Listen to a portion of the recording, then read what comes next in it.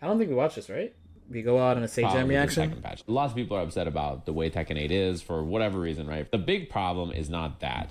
It's how many new bugs got introduced in this balance update. A patch coming out and introducing a ton of bugs to a game, it's not the end of the world. These things can be fixed. The reason this is so scary is that Evo Japan is at the end of this month. And from now until then, at some point, you have to imagine they're going to do a hot They patched before Evo Japan, no? Yes, no? They probably were forced to, right? fix or a bug fix patch to try and stop all of this, because Evo Japan is the first big stop for the Tekken World Tour. And I think that their plan was release the game, get data, get everything going, and then make adjustments before the TWT starts at Evo Japan. You're on a crunch here to fix the game before then. This shit is just... did you guys watch this? John Ding... I gotta turn it down a little bit. John Ding posted this. Him versus Mogul. Looks good to me. I see nothing wrong in this clip.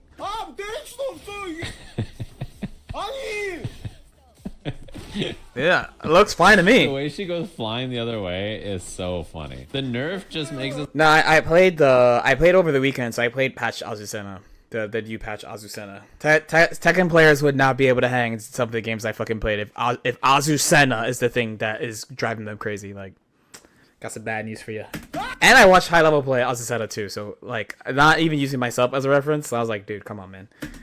I thought some bullshit.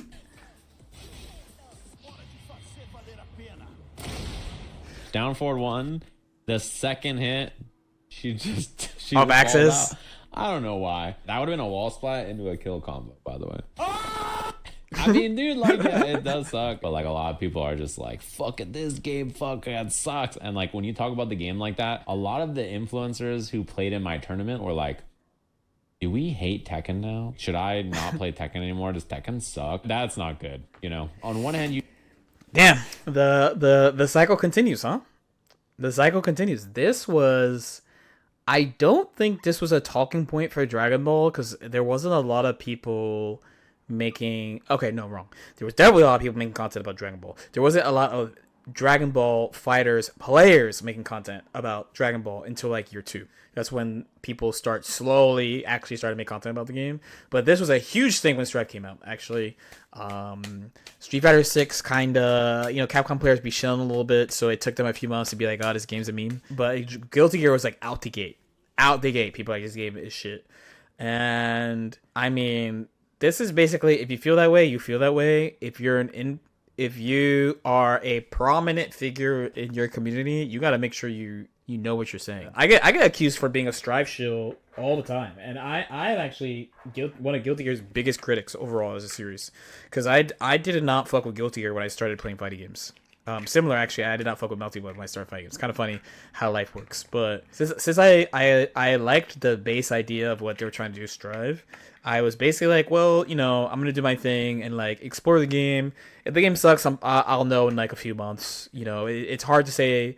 It's pretty hard to say a game sucks right when it comes out, unless there's something like really, really, really like broken about it. And a lot of mainstream fighting game publishers have gone through everyone is saying the vanilla version of my game sucks, which is awful. Like, it's like game killing. Arxis, BlazBlue, Capcom Street Fighter 5, like, a couple people have done this. And even in stuff you don't enjoy / think is bad, there will people who like that. There are people who like that thing. It's really important to understand, like, are you really going to make yourself a voice of some game if you don't like that game? Like, are you really making that much money that's what you want to do? I don't know. Could not be me. The pros obviously want there to be more in the game for them. People want more prize money. People want more interest. People want more sponsors. And if that is your goal, a lot of people who have been getting mad about like Tekken, I think have done some damage probably to like the interest that people have in their game. There was a tournament very early for Street Fighter 6. It had a lot of views. There was a lot of eyeballs on it. And all that one of the commentators kept doing was talking shit about how annoying each character in the game was. They were just like, oh man, yeah, this character is so annoying to fight. They're so frustrating. They're so stupid. They just have so much stupid stuff. Yeah, no, you got to be funny to pull this off, by the way. This can be done. You have to be funny, though. If you do this the wrong way, you just sound like a huge bitch. I'm sure even with my best attempts, there are probably, I mean, not probably, there are definitely people. I mean, I be talking shit about characters, bro. I be talking mad shit about characters. So you have to be good at this, or else you're fucked. And in fact, turning people away from the game and having less interest does not make the devs think, wow, we should work harder and make the game better. They're already working on the game anyway. That's where we're at in Tekken Land. But let's talk about this tweet. I don't think I talked about this. Okay, so when you have some notoriety, either from being good at or creating content for a specific game, you inevitably have some voice of authority afforded to you regardless of your sentiment. It behooves you to project positive or optimistic views on your game that you play. Something that's really important is to, I mean, okay, separately, we were talking about like content and stuff and the attention economy and stuff. A really big piece of this to me is trust. Like people, at least this is my specific case, I'm not talking about everybody, people believing what you like, that the things that you say you believe and that you vet to the best of your ability and that they could trust you, right? Honestly, right? That's how you like, you influence somebody, like they trust your opinion on X, Y, or Z. So you don't necessarily always have to talk positively about the game, but you do have to speak honestly about the game. And probably the biggest pain point then for a game is if, like, again, I don't know if this is just fighting games or just gamers, but people are just very reactive and very, very baseline, very reactive.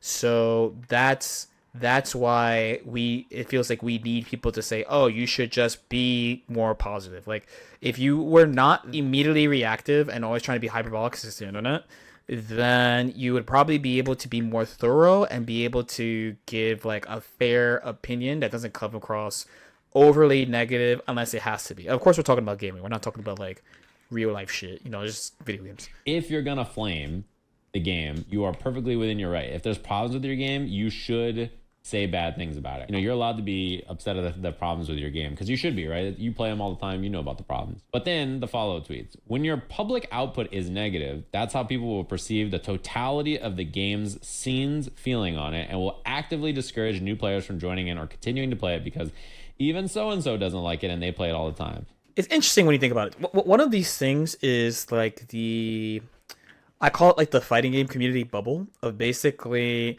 if you engage with the fighting game community, that's at most 2% of all people playing the game. I usually 2% is extreme. Maybe you can say 5. Like 5% out of everybody who plays the game will interact with whatever you think the fighting game community is. And honestly, making content really, like, I knew, but making content really opened my eyes to like just one, more casual perspective, but then two, especially as things grow, for example. So for example, when Strive came out, people were like, yeah, every YouTuber is saying Strive sucks. Everyone? No. If you one, paid attention to people who don't make content about competitive fighting games, and two, actually kept track of everybody who's making content about the game, then you would see plenty of people who were like, oh yeah, this game's sick, this game's fun, there's some annoying shit, but like, game's sick, The scope of it all, people, you like it is, especially if you only interact with the competitive community, you're not going to see the scope of everything. That's also, you got to think of like a more casual player's experience, because there are people who will sit and just grind games they will grind games they don't like, right? But not everybody can do that. Yeah, honestly, you need to be a pretty special type of person to grind a game that you don't like. Most people will be like, oh, this game sucks, so let's just play something else, another casual game, you know what I'm saying? The best player of all time in Tekken tweeting, I can't wait to win this big tournament, and then talk about how shitty this game is so bad for the perception of your game. Especially, right, we all know that everybody who plays Tekken, and it's their job, or they like Tekken, it's the main thing that they play, they want the game to be better, right? And they want their jobs next month, and the month after, and the year after that, and the year after that, and the decade after that. They want their jobs to be playing Tekken, right? They're like Tekken players. Complaining about the game, in general, people hating the game makes the game less enjoyable to play, even if you liked it. Just too many negative. Nah. Nah. If I like the game, other people hate the game, they could not. I don't give a fuck. I'm playing. Honestly, the biggest complaints I hear about Tekken are not even necessarily the system problems. It's like character problems, right? The things that people hate the most, from what I hear, is safe armored heat engagers, and then fair. like the WoW running state. This word is a problem. Being positive is fucking whack. If you're positive, you're a fucking toxic positivity shit. That's fact. That's facts. That's facts, though.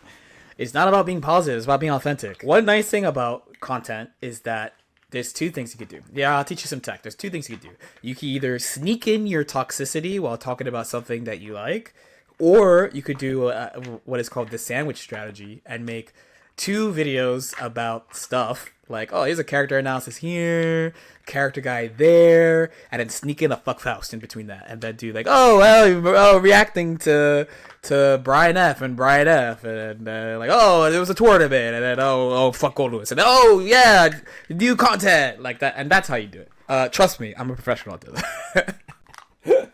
I'm a professional at this. Take the tweet off the screen because you're not listening. I'm not telling you to lie. I'm not telling you to never complain about. See, I didn't.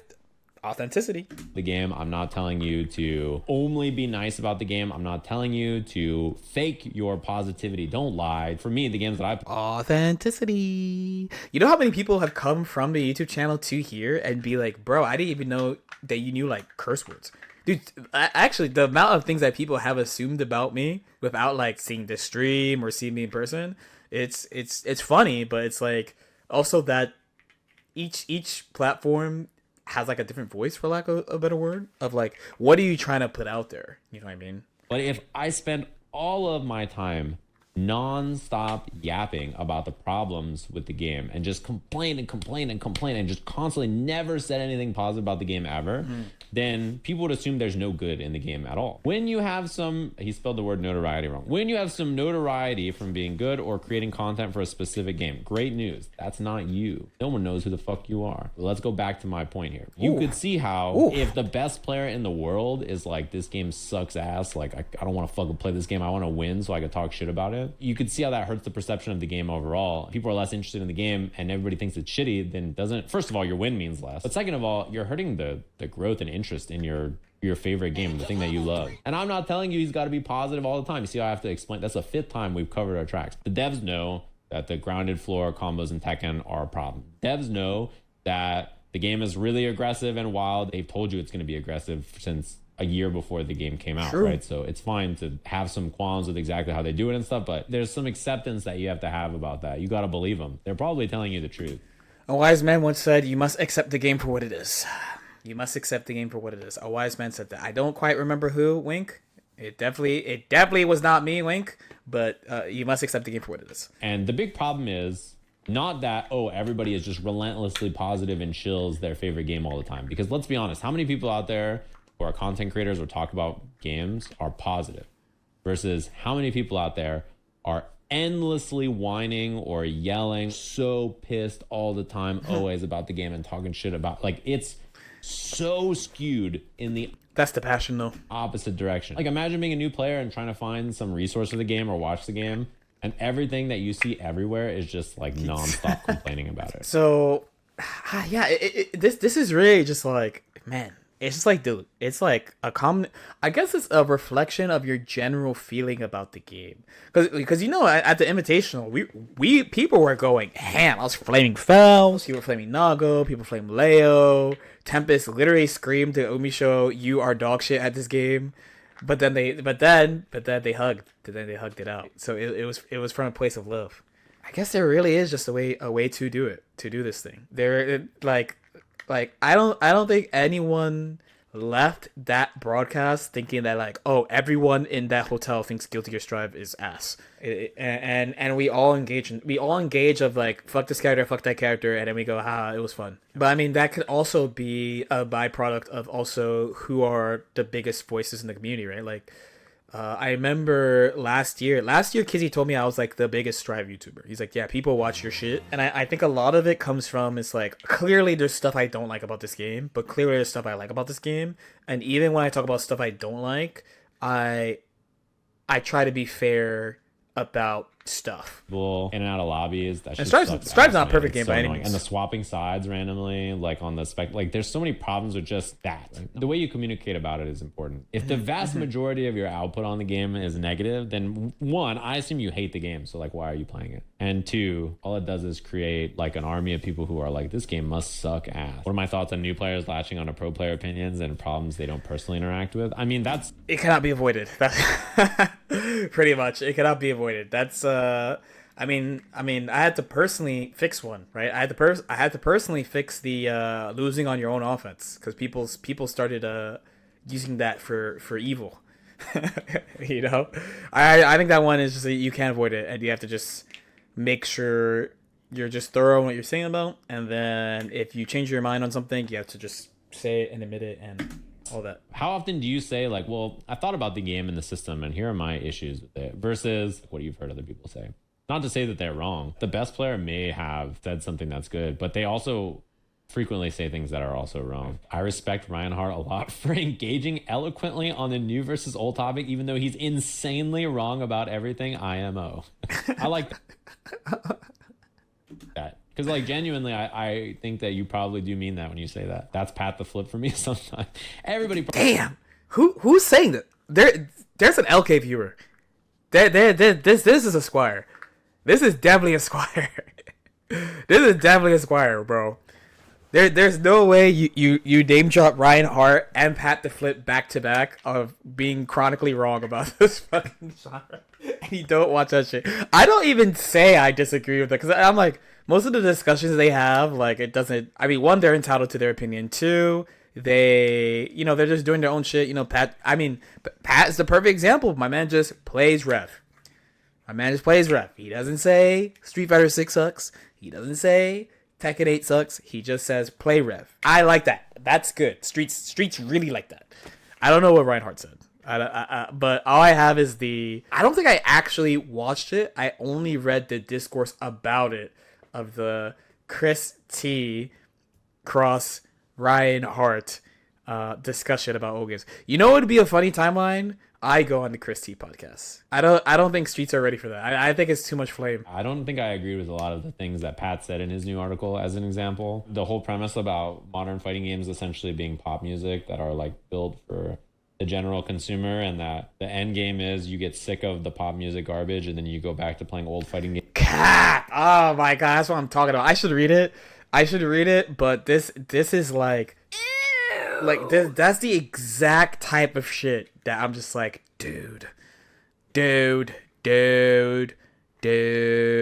So okay, to make this not be 55 minutes, okay, there are definitely cases where they just don't do a good job of making a new system. The thing is, when we have a new system of a fighting game, so a brand new fighting game, the only thing you have to compare it to is the last version. No, it's not the only thing. What people tend to compare it to is the last version of the previous thing. That's why it's always going to seem so much simpler, especially if they actually did stuff to make it simpler. Now, usually what ends up happening, if it's a reputable dev, right? Because I play a lot of ArcSys games. This happened in many ArcSys games already. So I was already ready for this to happen in Strive.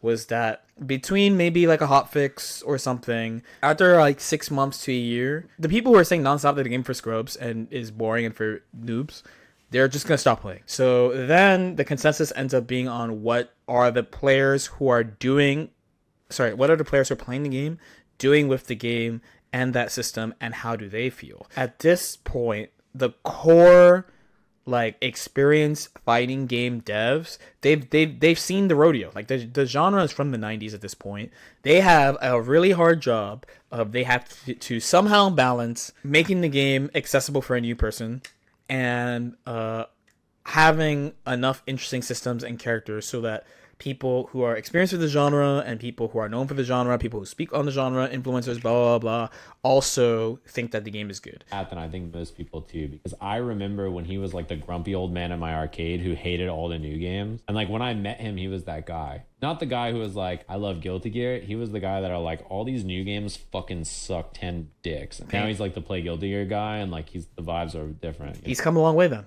You know, Actual much respect for that. What that's hard to do. Something probably happened. Something probably happened because I also have this is an old story I told, but I stopped shitting on games publicly. I shit on a game that you may have heard of. It's called Skullgirls. It's a game with girls, but then there's also guys. But there used to be only girls, and there was a tournament actually relatively near me, and Skullgirls got their own room, literally their own room, and it was actually like a 40-man tournament. I want to say it was like a 40-man tournament, but the room was far too big for the tournament.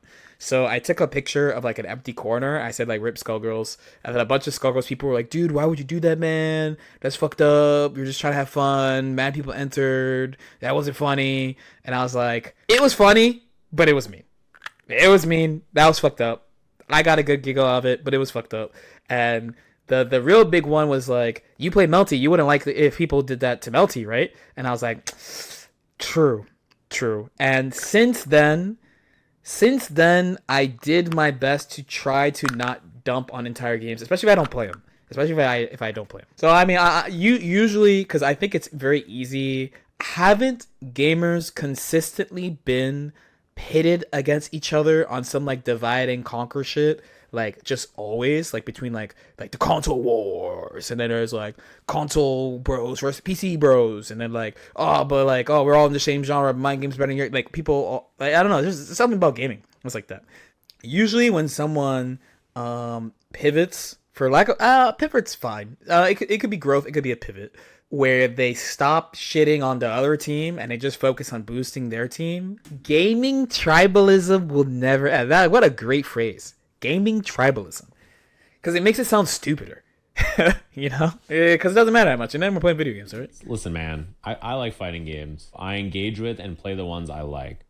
By doing that and not constantly complaining about the game, you just get labeled a certain kind of way, right? Like for some games, people are like, this guy Sajam killed X and Y game. And then some games, this guy Sajam's a shill who gets paid to say such and such. I think Sajam gets it way worse than almost everybody. I would be curious for Diaphone because he does multi-game. He does like every new game. So I would be curious for him, but I'm sure like Brian doesn't get I actually know Brian probably does though. Brian probably does. When Strive came out, I constantly got shill accusations. No, we're not talking about hot takes. We're just talking about like shill accusations and stuff. People say I'm a Strive shill all the time. I'm like, bro, I fucking wish they paid me, dude. I have to boot up into fucking Nago, dude. I would love it for Arxis to pay me to boot up into Nago. I actually like this video game. It might come as a surprise that I like this game more than Dragon Ball, but I do actually like Guilty Gear Strive by Arc System Works. I don't fucking know what to say. You know what I mean? I wish, dude.